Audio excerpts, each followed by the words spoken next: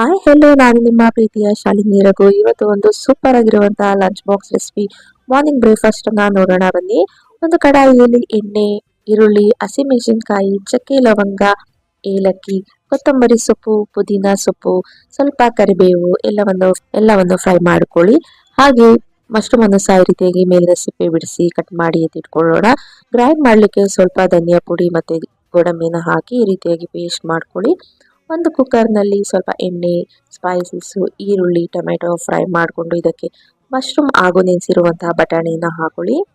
ನಂತರ ಇದಕ್ಕೆ ರುಬ್ಬಿರುವಂತಹ ಮಿಶ್ರಣನ ಹಾಕೊಂಡು ಎಷ್ಟು ಬೇಕೋ ಅಷ್ಟು ನೀರನ್ನ ಸೇರಿಸ್ಕೋಬೇಕಾಗುತ್ತೆ.